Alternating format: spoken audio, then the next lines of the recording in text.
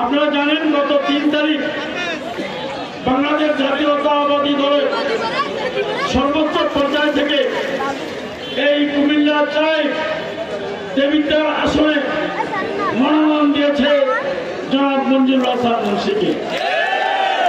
এখন আপনাদের দায়িত্ব হল এই ধানের শীষ প্রতীককে বিপুল ভোটে বিজয়ী করা হলো আপনাদের দায়িত্ব। আমরা কি বলতে পারি যে কুমিল্লা বিভাগের যে 5টি নির্বাচনী এলাকায় সবচেয়ে বেশি ভোট পেয়ে বিজয়ী হবেন দেবিদ্বারের ধানের শীষের প্রতীক?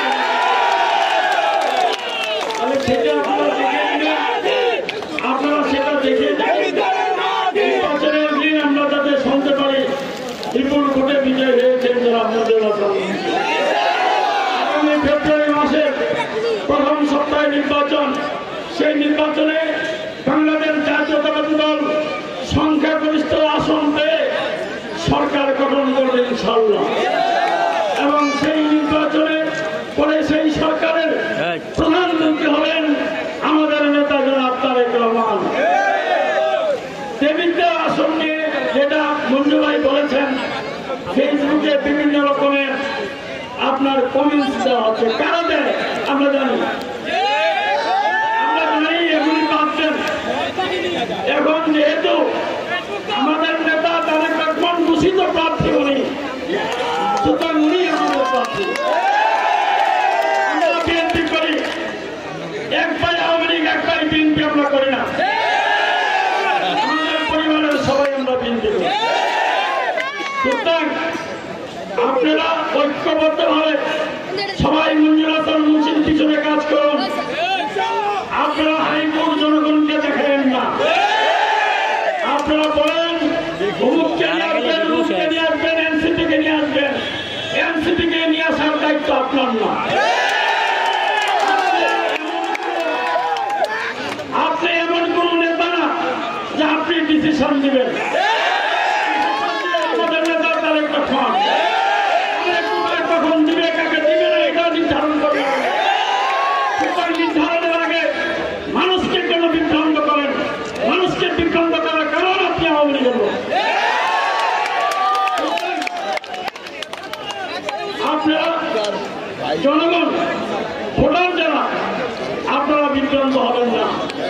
যাদের 500 পাওয়ার ক্ষমতা নাই, আমাদের নেতা তারেক রহমান কি তাদেরকে এখানে নমিনেশন দিবে? সেটা বিবেচনা করেই উনি সিদ্ধান্ত নিয়েছেন।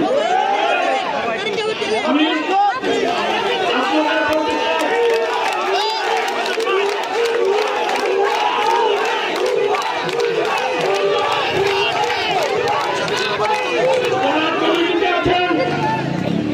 দেবিদ্বার উপজেলা বিএনপিতে যারা আছেন,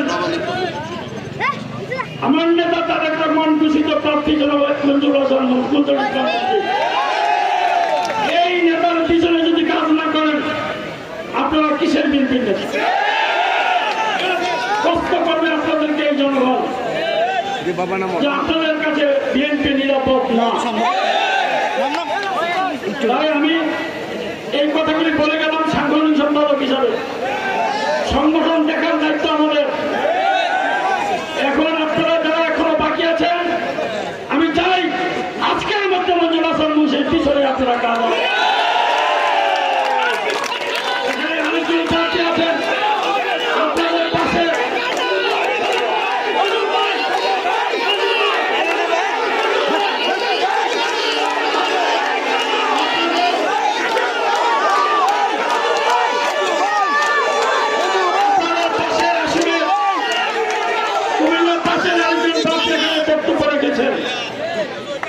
সুতরাং ওনার জন্য আপনাদের আত্মস্বজন যেখানে যেখানে আছে বলে দিবেন উনিও তারেক রহমান ঘোষিত প্রার্থী হাজির। সুতরাং ধানের শীষের বাইরে কোনো কথা নাই।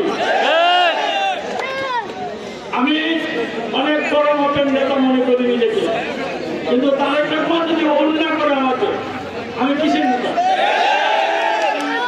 আমার নিজেরও জামানত থাকবে না আমি যদি ইলেকশন করতে চাই।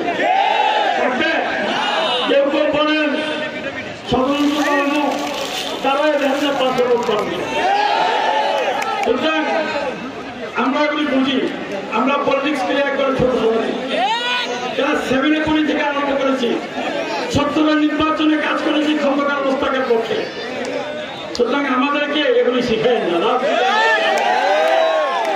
আমি আমার ভাইদেরকে বলবো, যারা বিএনপির বিভিন্ন পদে আছেন, আপনারা কারো কথা কান না দিয়ে আপনারা এখনই মঞ্জুর হাসান মুন্সির পক্ষে, ধানের শীষের পক্ষে কাজ আরম্ভ করেন।